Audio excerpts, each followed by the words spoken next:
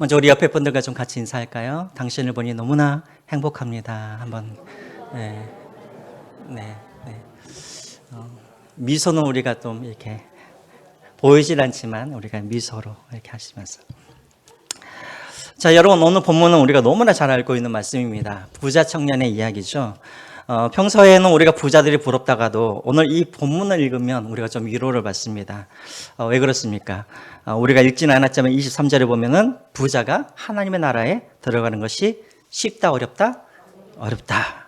예수님께서 말씀하셨기 때문에 이 말씀을 보면, 야, 내가 좀 별로 가진 것이 없어서 불편하긴 하지만 이 말씀을 보면 그래도 나는 하나님 나라에 들어갈 수가 있으니까 우리가 참 위로를 많이 받는 말씀이죠.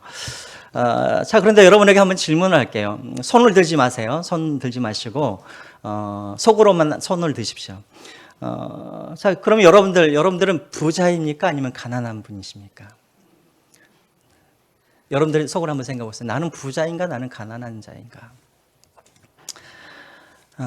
스스로 생각이 부자이다 하면은 여러분 천국 가기 힘들 수도 있습니다. 자, 여러분, 사실 이 질문 자체가 아주 문제가 있는 것이죠. 왜냐하면 부자라는 기준이 뭔가를 먼저 알아야 되잖아요. 그렇죠? 그 기준을 알아야 내가 부자인지 가난한지 우리가 알 수 있는 것이죠. 어떤 분들은 그냥 집 한 채만 가지고 있으면 뭐 나는 부자다라고 생각하는 사람들이 있는가 하면 또 어떤 분들은 목사님, 뭐 집을 먹고 삽니까? 집은 뭐 아무것도 아니고 진짜 돈이 있어야지 부자이죠 하는 분들이 있습니다. 작년에 국민은행에서 한 연구소에서 조사가 있었는데요. 우리나라 기준으로 했을 때 누가 부자인가 그 기준을 조사해서 발표를 했는데요. 누가 부자인가? 자기 살고 있는 집 빼고 주식이라든가 뭐 금융자산 10억 이상을 가지고 있어야 이제 우리나라에서는 부자 소리를 듣는다라고 해요. 자, 집 빼고 10억 이상 가지고 있는 분들 속으로 한번 손을 한번 들어보십시오. 네, 한 3분, 4분 정도 되신 것 같아요. 자, 그래요. 근데 여러분 진짜 부자는 거기에서 발표하기에는 진짜 부자는 100억 정도 가지고 있어야 된다고 합니다. 여러분 너무나 기쁘시죠? 우리는 부자가 아니니까 우리는 하나님 나라에 들어갈 수가 있겠구나 이런 생각이 들 수도 있어요. 자, 그런데 여러분 이것은 우리나라 기준이고요. 그러면 세계적인 기준으로 봤을 때 나는 부자인가 아닌가 기준이 있습니다. 이것도 한 연구소에서 발표한 건데요. 여기 이 5가지 기준이 있는데 이 기준 안에 들기만 하면 이 사람은 전 세계에서 상위 15% 안에 들어가는 그런 부자인 거예요. 여러분들이 한번 체크를 한번 해보세요. 첫 번째, 우리 집에 수돗물이 나온다. 자, 수돗물이 나오니까. 두 번째, 우리 집에 전기가 들어온다. 자, 세 번째, 나는 하루에 밥 3끼는 먹을 수 있다. 자, 그리고 네 번째, 뭐 전세이든 월세이든 자가이든 상관없이 바람과 비를 막아줄 수 있는 제대로 된 집이 있다. 자, 그리고 5번째, 내 자식을 어렸을 때부터 일터가 아니라 교육을, 그러니까 고등학교까지, 여기는 고등학교까지로 되어 있지 않지만 그냥 정상적으로 일터가 아니라 교육을 시킬 수 있는 그런 여력이 있다. 자, 여러분들 여기 안에 다 속한다고 생각을 하세요? 네, 그래요. 그러면 여러분들은 전 세계적으로 봤을 때 여러분들은 상위 15%의 부자인 거예요. 안타깝죠? 그 여러분들은 다 하나님 나라에 들어가기가 어려우신 분들이실 거예요. 자, 그러니까 여러분 이게 좀 이제 애매한 것이죠. 그럼 부자가 되면은 하나님 나라에 못 들어가는 건가? 근데 여러분 우리가 구약에 보면은 믿음의 조상들은 부자인 사람들이 참 많이 있었잖아요. 그렇죠? 아브라함도 부자였고 이삭도 야곱도 요셉도 부자였고 다윗도 부자였고 그럼에도 불구하고 이 사람들은 다 하나님 앞에서 구원을 받은 사람들이잖아요. 자, 그렇다면 오늘 이 본문에 나와 있는 이 부자라는 의미가 무엇인가? 그 부자가 하나님 나라에 들어갈 수 없다라는 그 의미가 무엇인가? 오늘 이 본문을 통해서 우리가 다시 한번 알아봤으면 좋겠는데요.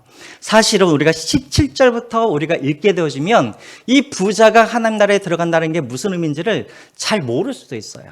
사실은 어디서부터 우리가 읽어야 되냐면 13절부터 읽어야 우리가 부자가 왜 하나님 나라에 들어가는 것이 어렵다라는 그 의미를 우리가 깨달을 수가 있는 거예요. 자, 13절부터 16절까지는 어떤 이야기냐면 여기도 우리가 잘 알고 있는 말씀이죠. 어린아이와 관련된 말씀이에요. 자, 여러분 한번 13절을 우리 같이 한번 읽어보겠습니다. 13절 읽어볼까요? 시작. 사람들이 예수께서 만져주심을 바라고 제자들이 꾸짖거늘 이러겠습니다. 예, 지금 사람들이 예수님께 자기 어린아이들을 데려왔다고 해요. 왜 데려왔을까요, 여러분? 왜 데려왔을까요? 예수님의 기적을 너희들도 한번 봐라. 그러기 위해서 데려왔을까요?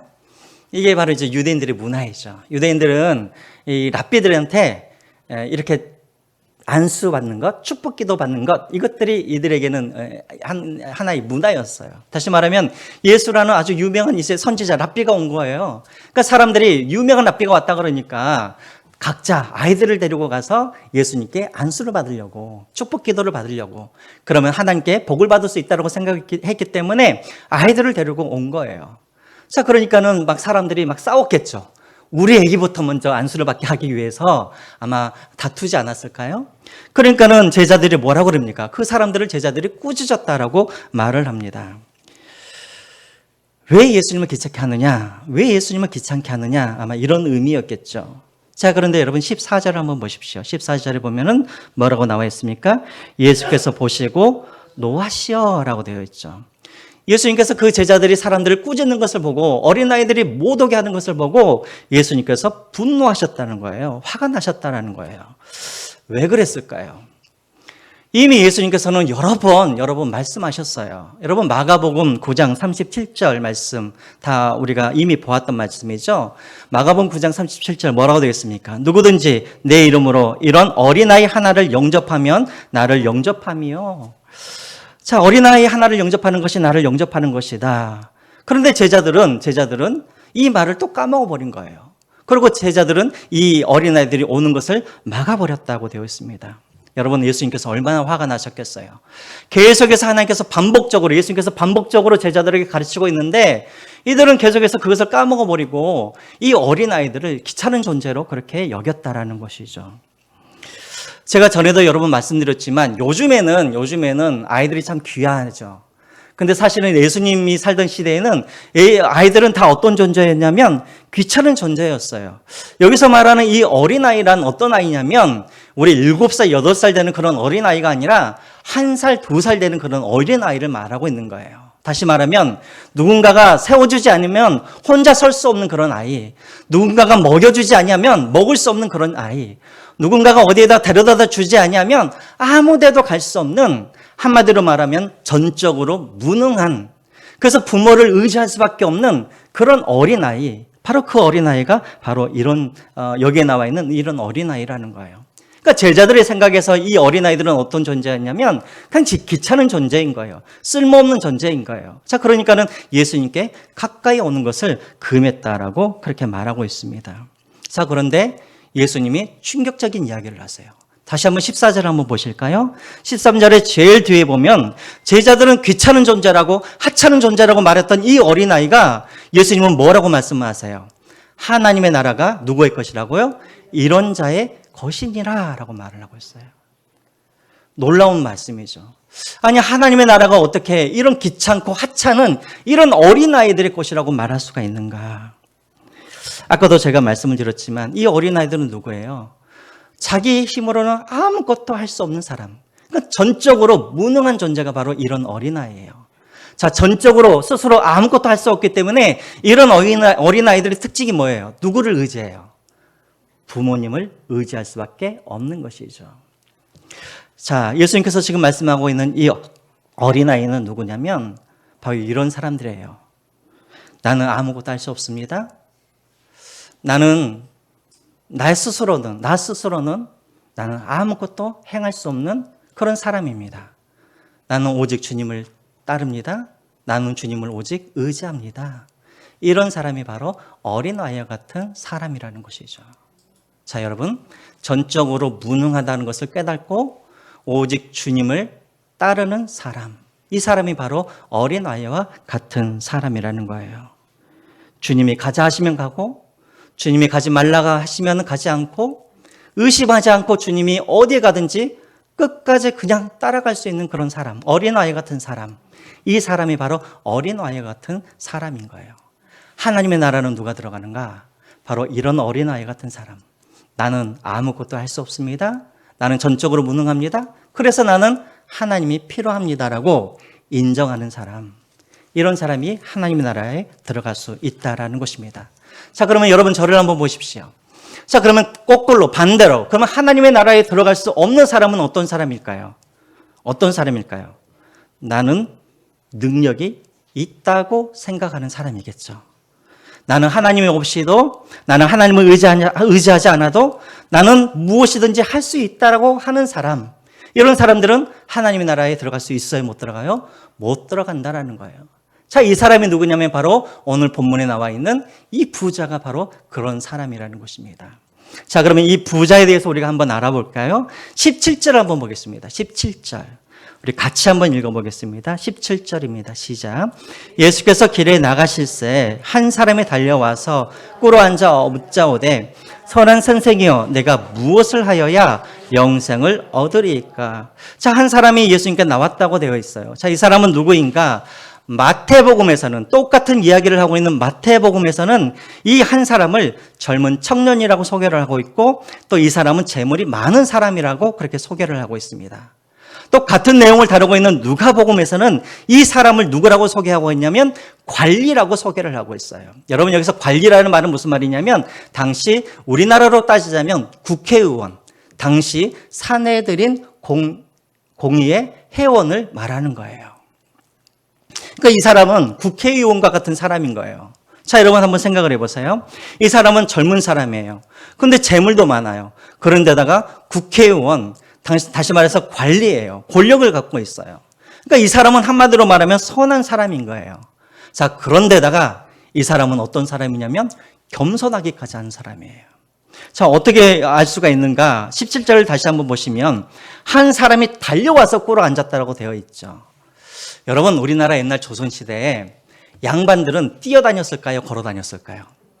양반들은 걸어 다녔어요. 비가 와도 그냥 걸어 다녔어요. 영국에 가면 영국 신사들도 마찬가지예요. 비가 와도요, 우산 안 써요. 그냥 걸어 다니면서 맞아요. 이게 양반이에요. 근데 유대인들도 마찬가지였어요. 유대인들도 높은 고위직에 있는 사람들은 뛰어다니지를 않았어요. 자, 그런데 여러분 보세요. 이 사람은 부자인데다가 유명한 사람이에요. 근데 지금 어떻게 하고 있어요? 예수님께 달려가서 무릎을 꿇었다라고 되어 있습니다. 자, 그리고 이 사람은 참 당당한 사람이에요. 자, 여러분 보세요. 지금 예수님이 이 예루살렘에 지금 올라가고 계시는 이 시점은 이제 곧 있으면 예수님이 죽으실 그런 어떤 죽으심을 앞두고 있는 그런 시점이에요. 자, 이때는 어떤 때였냐면 이 종교 지도자들이 어떻게 하면 예수를 죽일까 모의하고 있을 때였어요. 자, 그러니까 여러분 한번 생각해 보세요. 니고데모라는 사람은 예수님을 찾아왔을 때 언제 찾아왔어요? 밤에 찾아왔어요. 왜 밤에 찾아왔을까요? 사람들이 혹시 나를 보면 종교 지도자들이 비난할까 봐. 자, 그런데 이 사람은 관리예요.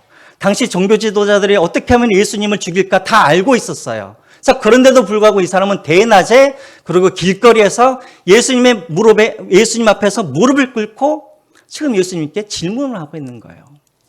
이것이 여러분 종교 지도자들의 귀에 들어가면 어떻게 되었을까요? 아니, 명색의 사내들인 공회 회원이라는 사람이 어떻게 예수한테 무릎을 꿇어? 비난을 하겠죠. 근데 이 사람은 당당한 거예요. 자신감이 있다라는 말이에요. 젊고 돈도 많고 권력도 있고 자신감도 있고, 우리에게 딸이 있다면 이런 사익감을 이렇게 좀 맞았으면 참 좋겠다, 이런 생각이 들지 않습니까? 자, 그러면서 이제 예수님께 무엇을 질문을 하냐면 뭐라고 질문을 합니까? 내가 무엇을 하여야 영생을 얻으리까? 라고 질문합니다. 여러분, 그런데 이 질문을 우리가 자세히 봐야 돼요. 이 질문을 하고 나자 그 다음에 예수님께서 뭐라고 하냐면 율법에 대해서 이야기를 해요. 왜 예수님께서 갑자기 율법에 대해서 이야기를 했을까? 바로 이 질문 때문이에요. 내가 무엇을 해야 영생을 얻으리까? 이 질문 안에는 어떤 의미가 있냐면, 예수님, 나에게 영생을 얻을 수 있는 방법을 말씀해 주십시오. 나는 다 할 수 있습니다라는 그런 의미가 여기에 다 포함되어 있는 거예요. 지금까지 이 사람은 자기가 영생을 얻기 위해서 이 사람은 모든 것을 다 지켜왔던 사람이에요. 그래도 혹시라도 부족할까봐 예수님께 질문을 하는 거예요. 예수님, 혹시라도 당신이 영생을 얻는 다른 방법을 알고 계신다면 나에게 말씀을 해 주십시오. 나는 충분히 그것을 할 수 있는 사람입니다. 이 말이 거기에 담겨져 있는 거예요. 자, 그래서 예수님께서 그 사람의 마음을 알고 이 사람은 무엇인지 다 지켰다라고 생각하는 이 젊은이에게 그래서 예수님께서 그 20절에 다음과 같이 말씀을 하고 있는 거예요. 자, 여러분 보세요. 19절이죠. 19절. 예수님께서 이렇게 말씀하시죠. 네가 그렇게 자신이 있느냐 하시면서 그러면 네가 율법을 다 지켰느냐 말씀하시면서 율법에 대해서 이야기를 하세요. 자, 뭐에 대해서 이야기를 하냐면 첫 번째 뭐라고 되어 있습니까? 살인하지 말라. 여러분 이것은 몇 계명이죠? 10계명 중에 몇 계명이에요? 살인하지 말라. 6계명이죠. 자, 간음하지 말라. 몇 계명입니까? 7계명.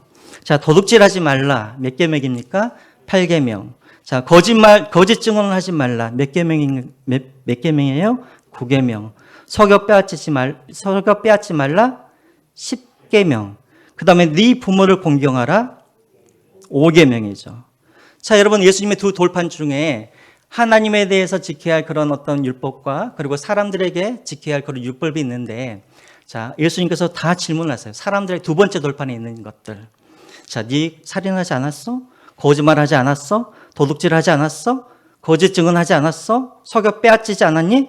또 네 부모를 공격했니? 라고 다 물어보시는 것이죠. 자, 그랬더니 여러분 20절에 이 젊은이가 뭐라고 대답합니까? 20절 보십시오. 내가 어려서부터 뭐 있다고 되어 있어요? 그냥 지켰다고 되어 있어요? 아니면 다 지켰다고 되어 있어요? 다 지켰다고 되어 있어요.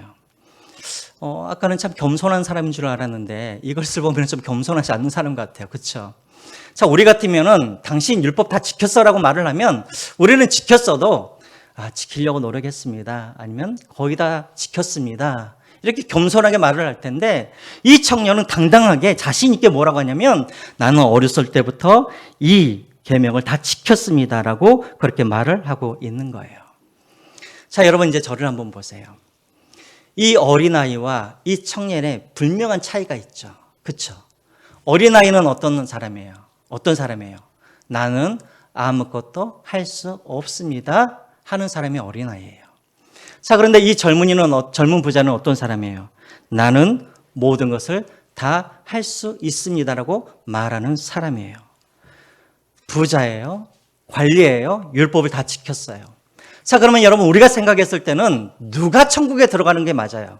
나는 아무것도 할 수 없는 무능한 어린아이가 천국에 들어가는 게 맞아요? 아니면 하나님께서 명령하신 모든 율법을 다 지킨 이 부자 청년이 하나님 나라에 들어가는 것이 맞아요? 부자 청년이 하나님 나라에 들어가는 것이 맞죠. 왜냐하면 율법을 다 지켰으니까. 왜냐하면 이 사람은 선한 사람이니까. 자, 그런데 그게 아니라는 거예요. 21절에 예수님께서 갑자기 이상한 질문을 하세요. 21절 우리 같이 한번 더 읽어보겠습니다. 21절 시작. 내게 있는 것을 팔아 다 가난한 자에게 주라. 21절에 어떻게 돼 있죠? 예수께서죠. 자, 다시 한번 보겠습니다. 예수께서 그를 보시고 사랑하사 이르시되 가서 내게 있는 것을 다 팔아 가난한 사람에게 주라. 그리하면 하늘에서 보화가 내게 있으리라.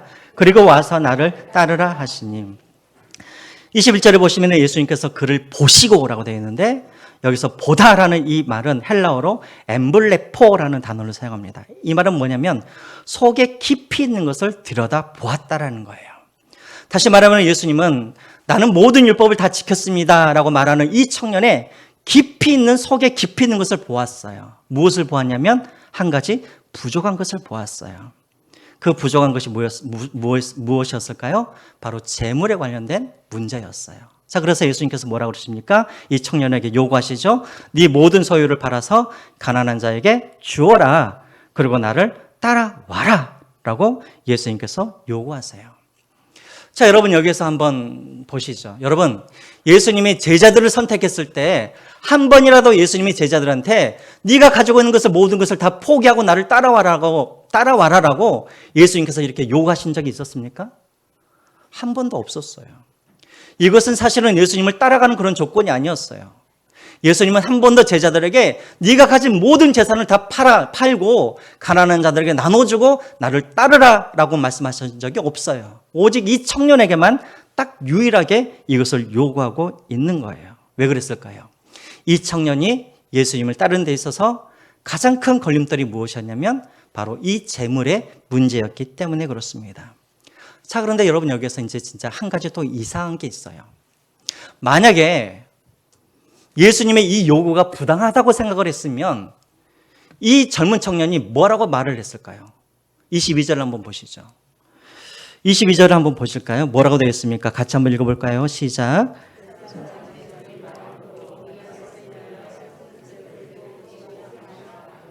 네, 보세요. 예수님의 말씀이 부당하다고 생각을 했으면 이 청년이 아니 예수님, 다른 제자들에게는 그렇게 요구하신 적이 없는데 왜 나한테만 다 버리라고 하십니까? 라고 따지면서 이야기할 수도 있잖아요. 자, 그런데 이 청년은 예수님께 따지지도 않고 슬픈 기색을 하면서 근심하면서 그가 돌아갔다라고 말을 하고 있어요. 자, 이 말은 무슨 말이에요? 예수님이 맞다라는 말이에요? 틀리다는 말이에요? 예수님이 맞다라는 거예요. 예수님의 말씀에 이 사람이 인정을 하고 있다란 말이죠. 다시 말하면 자기 그 사람도 알고 있었다라는 거예요. 뭘? 재물이 내 안에 무엇인가가 문제가 있었다라는 것을 이 사람은 알고 있었다라는 거예요. 여러분 대체 이 재물이 이 사람에게 어떤 문제가 있었을까요? 여러분들은 영화 이야기 하시면 싫어하시죠? 제가 그 이야기를 들었어요. 제가 우리 교회 지원할 때 제가 영화 이야기 하다가 한바트르면 떨어질 뻔했다는 그런 이야기를 들었어요. 영화 이야기 싫어하시지만 영화 이야기 딱 하나만 할게요. 여러분 혹시 기생충이라는 혹시 영화 아시나요? 보셨어요? 그러셨어요? 그럼 저한테 왜 뭐라 그러지 말죠. 자, 기생충에 보면은요, 송강호 씨가 부잣집에 갔다가 자기 집에 돌아와가지고 자기 부인한테 이런 이야기를 해요. 그 집 사모님은 부자인데도 착해 라고 송강호 씨가 말을 해요. 자, 그 집 사모님은 부자인데도 착해 라고 말을 해요. 자, 그러니까는 이 송강호 씨 부인이 뭐라고 하냐면 아니야, 부자여도 착해가 아니라 부자이니까 착한 거야 라고 말을 해요. 부자이니까 착한 거야. 여러분 이것이 여러분들에게 수긍이 되십니까? 부자이니까 착한 거야. 저는 이런 경우를 저도 좀 많이 본 것 같아요. 저도 목회를 한 20년 했잖아요. 20년. 그래서 저도 참 많은 사람들을 만났어요. 뭐 은행장도 만나고, 뭐 기업 회장님도 같이 만나고, 같이 신방도 하고. 그런데 여러분, 저는 부자 하면은 되게 욕심이 많은 줄 알았어요. 그런데 부자들을 만나니까요, 되게 넉넉해요. 여유로워요. 그리고 착해요. 왜 그렇게 착할까? 나는 항상 그걸 보면서 왜 저 사람들은 믿음도 좋은데 부자인 거야? 나는 항상 제 마음속에 그것이 의문이었어요. 여러분 지금 이 사람이 부자이니까 착한 거야라 이 말은 예수님께서 지금 이 청년에게 말씀하고자 하는 것이 바로 이 말씀인 거예요. 여러분 이 청년은 어렸을 때부터 모든 율법을 다 지켰어요. 부모님도 잘 섬겼어요. 거짓말하지 않았어요. 남의 것을 빼앗지도 않았어요. 살인하지도 않았어요. 왜 그랬을까요? 부자이니까 그게 가능한 거예요. 여러분 부자이니까 부모님을 잘 섬기는 거죠. 부자이니까는 남의 것 빼앗을 필요가 없죠. 부자이니까는 여러분 거짓말할 필요가 없는 거예요. 부자이니까 사람들을 왜 살인을 합니까? 넉넉하고 여유로운데요. 물론 다 그렇다는 것은 아니지만 이 청년이 자신감을 가지고 젊었는데도 불구하고 관리가 되어주고 사람들에게 인정받고 그리고 율법을 잘 지킬 수 있었던 그 힘은 어디에서 나왔냐면 사실은 이 재물에서 나온 거라는 것이죠. 여러분 우리도 마찬가지 아닙니까? 여러분 요즘같이 취직하기 어려울 때 내가 정말 돈이 많으면 내 자식, 취직하기 어려운 내 자식한테 건물 하나 사주고 가게 하나 내주면 나는 좋은 아빠가 될 수가 있는 거예요. 그렇죠. 여러분, 요즘같이 어려운 시기에 내 아내, 내가 돈만 있으면 우리 아내가 왜 직장에 다니도록 내버려 둡니까? 내가 돈이 많으면 아내에게 돈을 많이 줘서 매일매일 여행 다니도록 그렇게 하죠. 그렇게 돈이 많아서 내 부인에게 그렇게 돈을 많이 주고 여행 다니도록 하면 나는 누가 될 수 있는 거예요? 좋은 남편이 될 수가 있는 거예요. 여러분, 우리 교회에 만약 어려움이 있었을 때 내가 정말 1억, 2억 딱 이렇게 내놓으면 사람들이 그러겠죠. 아, 저 사람은 참 믿음 있는 사람이야 라고 하겠죠. 여러분, 물론 돈이 많다고 해서 그 사람이 착한 것은 아니지만 이렇게 돈이 많으면, 여유가 있으면 사람들한테 착하다고 인정을 받을 수가 있고 사람들에게 믿음이 있다라고 그렇게 인정을 받을 수가 있는 거예요. 그래서 여러분, 우리 옛말에 이런 말이 있잖아요. 곳간에서 뭐가 난다고요? 인심이 난다고요. 돈이 있으니까 여유로운 거예요. 그래서 착한 사람도 될 수가 있고 또 어떤 면에서는 여러분 믿음도 좋다라고 인정받을 수가 있는 거예요. 여러분, 솔직히 말하면 돈이 없기 때문에 주일 예배를 못 지키는 사람들도 있어요. 또 돈이 없기 때문에 효도하고 싶어도 효도하지 못한 사람들이 많아요. 그렇죠? 돈이 없기 때문에 믿음을 지키지 못하고 거짓말을 해야 되는 그런 사람들도 있을까요? 없을까요? 있는 거예요. 이 청년이 당당하고 율법을 지키고 그리고 하나님 없이도 스스로 살아갈 수 있다라고 생각할 수 있었던 그 힘은 다 어디서 나오냐면 재물에서 나온 거예요. 자, 그러면 여러분, 이 청년에게 재물을 다 팔아라 하는 말은 무슨 말이겠어요? 이 청년에게 재물이 없어버리면 어떤 일이 벌어질까요? 그의 삶이 다 무너져 버리겠죠. 돈이 없는데 어떻게 살아가요? 이 청년에게 잘 보세요. 재물을 빼앗아 버리면 이 청년은 아무것도 할 수 없는 무능력한 사람이 되는 거예요. 다시 말하면 뭐가 되냐면 어린 아이와 같이 되어버리는 거예요. 왜 예수님께서 이 젊은 부자에게 네 재물을 다 팔아라고 말을 했을까요? 어린아이처럼 되라는 말이에요. 다시 말하면 네가 얼마나 무능한 존재인지를 알고 하나님을 의지하라는 말이에요. 거꾸로 말하면 이 사람에게는 재물이 있는 한은 이 사람은 절대 어린아이가 될 수 없고 어린아이가 될 수 없으면 하나님을 의지할 수 없고 그러면 영생으로 이 사람이 갈 수가 없는 거예요. 이 젊은이는 재물을 포기할 수 없는 이유가 바로 두 가지 오해 때문에 그래요. 첫 번째, 이 젊은이는 어떤 오해를 가지고 있냐면 구원의 방법에 대한 오해를 가지고 있어요. 자, 이 사람은 어떻게 하면 구원을 받을 수 있다라고 생각을 했냐면 내가 율법을 잘 지키면 나는 구원을 받을 수 있다라고 생각하는 사람이에요. 근데 여러분, 율법은 하나님께서 구원을 우리에게 주시기 위해서 주신 율법입니까? 아니죠. 율법을 왜 주셨어요? 죄를 깨닫도록 하기 위해서. 율법을 주신 이유는 죄를 깨달아서 우리가 얼마나 무능한 존재인지를 깨닫고 그래서 하나님을 의지하도록 주신 것이 율법이에요. 그런데 이 청년은 오해하고 있는 거예요. 이 율법을 지키면 내가 구원을 받을 수 있다고 생각을 하는 거예요. 여러분, 기독교는 내가 무엇을 하느냐가 중요한 게 아니에요. 기독교에서 중요한 건 뭐냐면 하나님이 나를 위해서 무엇을 하셨는가, 이것이 중요한 거예요. 그걸 믿는 게 여러분 기독교예요. 두 번째로 이 청년은 무엇을 또 오해를 했냐면 자기는 그 율법을 지킬 수 있다라고 오해를 한 거예요. 여러분, 이 청년은 나는 모든 율법을 다 행할 수 있다라고 스스로 자신했던 사람이었습니다. 그런데 여러분 알고 계시죠? 율법은 하나님의 의는 100가지 중에 99가지를 지켰어도 한 가지를 안 지키면 그 사람은 율법을 지킨 사람이에요? 아니에요? 못 지킨 사람이에요. 그럼 그 사람은 죄인인 거예요. 이 청년은 죄인이었어요. 어떻게 그걸 알 수가 있을까요? 부자이니까요. 22절에 보면은 네 재물을 그 재물이라는 단어가 나오는데 이 재물이라는 이 단어는 제가 기억이 안 나네요. 크테만지 제가 기억이 안 나는데 이 단어를 사용하고 있어요. 이 단어는 신약 성경에서 딱 4번밖에 안 나와요. 여기서 말하는 이 재물이라는 뜻은 뭐냐면 크테만지 모르겠는데 땅이라는 의미예요. 땅. 마태복음에서 한번 나오고 마가복음에서 한번 나오고 사도행전에서 2번 나와요. 사도행전 어디에서 나오냐면 여러분 아나니아와 삭비라 아십니까? 그때도 소유를 팔아라고 나오는데 그때 단어가 이 단어랑 똑같은 단어예요. 다시 말하면 땅이라는 의미를 가지고 있어요. 다시 말하면 이 젊은이는 무슨 부자냐면 땅 부자예요. 땅 부자. 근데 여러분 유대인들에게 있어서 땅으로 부자가 되었다는 것은 이 사람은 율법을 안 지켰다는 증거예요. 왜 그랬을까요? 왜 그래요? 여러분 구약시대에 보면은 유대인들은 땅을 사고 팔 수 있어요? 못 팔아요? 네? 못 팔아요. 물론 돈을 빌리기 위해서 내 땅을 잠시 다른 사람들에게 맡길 수는 있지만 땅을 사고 팔 수는 없어요. 왜? 이것은 하나님의 땅이기 때문에 이것을 사고 팔 수가 없는 거예요.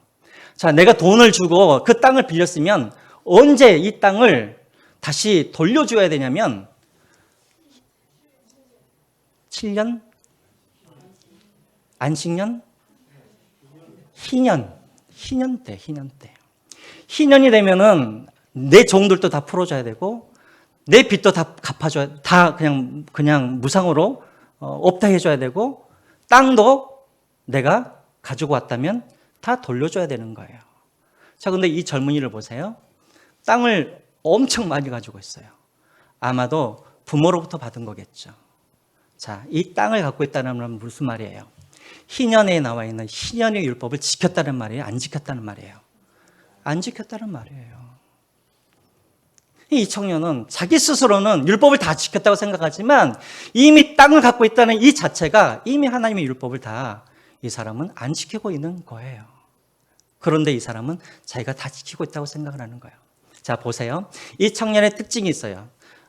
오해가 있어요. 두 가지 오해. 첫 번째로는 율법을 통해서 나는 영생을 얻을 수 있다고 생각을 하고, 두 번째 오해는 무엇이냐면 나는 내 힘으로 그 율법을 지킬 수 있다고 생각을 하는 거예요. 자, 근데 제가 아까 말씀드렸죠. 이 힘은 어디서 나왔냐면 이 사람의 재물에서 그 힘이 나왔다라는 거예요. 이 재물이 있어야 나는 율법을 지킬 수 있고 율법을 지켜야 나는 영생을 얻을 수 있다고 생각했어요. 근데 주님이 뭐라고 그래요? 그 재물을 팔아라 그러니까 팔 수가 없는 거죠. 왜? 팔아버리면 율법을 지킬 수 없고 율법을 지킬 수 없으면 영생을 얻을 수가 없으니까요. 자, 그래서 예수님께서 말씀하시죠. 우리 26절과 27절 우리 읽지 않았지만 우리 같이 한번 읽어보겠습니다. 중요한 말씀이기 때문에 26절 시작. 제자들이 매우 놀라 서로 말하되 그런즉 누가 구원을 얻을 수 있을까 하니 27절입니다. 예수께서 그들을 보시며 이르시되 사람으로는 할 수 없으되 하나님으로는 그렇지 아니하니 하나님으로서는 다 하실 수 있느니라. 예, 제자들이 아니 이 청년 정도면은 천국에 들어갈 수 있을 것 같은데 예수님이 못 들어간다고 하니까 26절의 제자들이 아니 그러면 누가 구원을 받을 수 있습니까? 라고 말을 하니까 27절에 예수님께서 뭐라고 하십니까? 사람의 힘으로 가는 것이 아니라 하나님께로만 가능하다라고 말씀하고 있다라는 거예요. 이 부자 청년이 왜 하나님 나라에 들어갈 수 없어요? 사람의 힘으로 가려고 하니까 들어갈 수가 없는 거예요. 어린아이는 누구예요? 하나님밖에 의지할 수가 없잖아요. 그러니까는 하나님 나라에 들어갈 수밖에 없는 거예요. 여러분, 하나님의 방법이란 게 뭐예요? 간단해요. 여러분, 요한복음 1장 3절과 4절 한번 보실까요? 요한복음 1장 3절과 4절 제가 읽겠습니다. 만물이 그로 말미암아 지은 바 되었으니 지은 것이 하나도 그가 없이는 된 것이 없느니라. 4절입니다. 그 안에 무엇이 있으니 생명이 있으니 이 생명은 사람의 빛이라. 또 여러분 요한복음 14장 6절 말씀입니다. 요한복음 14장 6절 말씀 예수께서 이르시되 내가 곧 길이요 진리요 뭐예요? 생명이니. 여러분 생명이 어디 안에 있다고요? 내 안에요? 예수 안에. 생명이 누구 안에 있다고요? 예수 안에. 영생이 예수 안에 있는 거예요. 여러분 영생은 내 힘으로 얻는 것이 아니라 영생은 내가 예수 그리스도를 소유할 때 내 안에 영생이 오는 거예요. 그렇죠? 그럼 내 안에 예수를 소유하기 위해서 내게 필요한 것이 무엇이냐면 부자의 마음으로는 할 수 없다라는 거예요. 어떤 마음? 어린아이와 같은 마음이 우리 안에 있어야 예수 그리스도를 내 안에 소유할 수가 있고 그 예수 그리스도 안에 있는 그 생명을 내가 소유할 수 있는 거예요. 이것이 바로 뭐예요? 하나님의 방법이라는 것입니다. 그래서 여러분, 돈이 많기 때문에 천국에 못 들어간다? 이 말은 아니에요. 돈이 많아도요, 예수님을 의지하는 사람들이 있어요. 그럼 그 사람들은 천국에 갈 수 있는 거예요.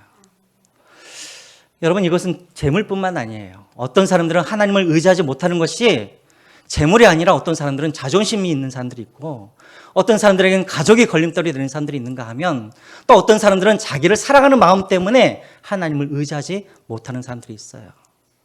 재물뿐만이 아니에요. 자, 이 모든 것을 다 걷어내야 우리가 뭐가 될 수 있어요?